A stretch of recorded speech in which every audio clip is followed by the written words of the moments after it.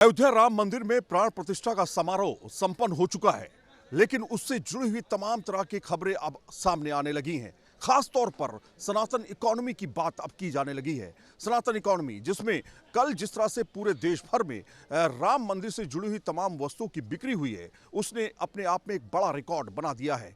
करीब 1,30,000 करोड़ की कल ही बिक्री हो गई है। तमाम प्रदेशों में राम से जुड़े हुए उत्पादों को बेचा गया, खरीदा गया। कहीं ना कहीं राम से जुड़े हुए 3D मॉडल जो हैं वो सबसे ज़्यादा चर्चा में रहे। और ऐसे में अगर अलग अलग प्रदेशों की बात करें, दिल्ली में सिर्फ 25,000 करोड़ की बिक्री कल की गई और उत्तर प्रदेश में सबसे ज़्यादा बिक्री का रिकॉर्ड बनाया गया। करीब 40,000 करोड़ की बिक्री कल सिर्फ उत्तर प्रदेश में हुई है, जिसमें दिए से लेकर के तमाम तरह के उत्पादों को बेचा गया और खरीदा भी गया।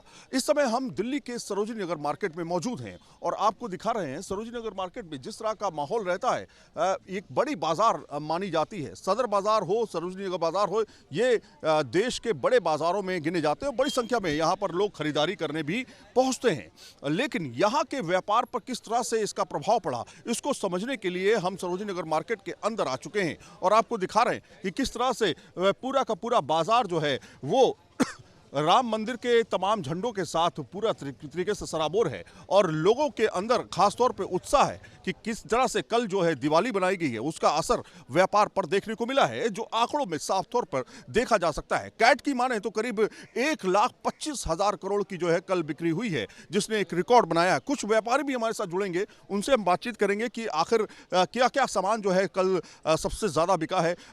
ये दिए जो हैं वो चर्चा का विषय इसलिए रहे क्योंकि दियों को एक बड़ी दिवाली के तौर पर बनाते हुए देखा गया। कल पूरे देश भर में दिवाली जैसा उत्सव था, दीपोत्सव बनाया गया और उसमें जो मिट्टी के दिए खासतौर पे होते हैं उनकी सबसे ज़्यादा जो है वो बिक्री हुई है। इसके अलावा आप देखेंगे राम पट्टे से जो इस तरह के जुड़े हुए पट्टे हैं वो आपको देखेंगे, जय श्री राम के जो ये पट्टे हैं उनकी बिक्री बड़ी संख्या में हुई। लाखों करोड़ों पट्टे जो हैं वो उनकी बिक्री हुई। इसके अलावा इस तरह के झंडे जो हैं उनकी बिक्री भी काफ़ी बड़ी संख्या में हुई है, जिससे लोगों को इसका सीधे तौर पर फायदा उठा। और इसके अलावा आप देखेंगे जय श्री राम से जुड़े हुए तमाम ये जो सजावटी सामान है इनकी भी बिक्री हुई है। और इसके अलावा 3D मॉडल जो है वो सबसे ज़्यादा चर्चा का विषय रहा। 3D मॉडल को बड़ी संख्या में बेचा गया, जिसमें राम मंदिर का 3D मॉडल बनाया गया और उसकी भी बिक्री बड़ी संख्या में हुई है। तो कैसे व्यापार रहा लोगों का, इसको समझना चाहेंगे। किस तरह का व्यापार रहा कल, अगर हम देखें दिल्ली में किस तरह की बिक्री हुई? बहुत अच्छी बिक्री हुई है। सनातन धर्म के लिए तो ये एक हर्षोल्लास का त्यौहार है, इसलिए सभी ने मिलजुल के बड़ी हर्षोल्लास से मनाया गया है। ये दिवाली का रूप ही दिया गया है लोगों ने। अच्छा, आप लोगों की बिक्री किस तरह से हुई, किस तरह से दुकान चली, किस तरह से क्या क्या सामान बेचा गया, खासतौर पे दियों की किस तरह से बिक्री हुई? दीयों की बहुत ज़्यादा बिक्री हुई है क्योंकि कल भी हर घर में दीवे जलाए गए हैं श्री राम के उपलक्ष्य में। इस तरह का व्यापार पहले देखा गया? नहीं, पहले कभी नहीं देखा गया ऐसा। अच्छा सर, आप ये बताइए कि आपने बाकायदा ये पट्टा पहना हुआ है कि ये यहाँ पर सरोजिनी नगर में किस तरह के बाजार में इस तरह के पट्टे और झंडे बेचे गए? ये बहुत बिक्री हुई, जबकि पुलिस की बड़ी अच्छी व्यवस्था थी। डीसीपी साहब खुद यहाँ मौजूद थे, एसीपी, एसएचओ और सिविल में भी। और इतनी बिक्री हो रही थी, कस्टमर कहाँ से आ रहा है जय श्री राम कर रहा था और ख़रीदारी कर रहा था।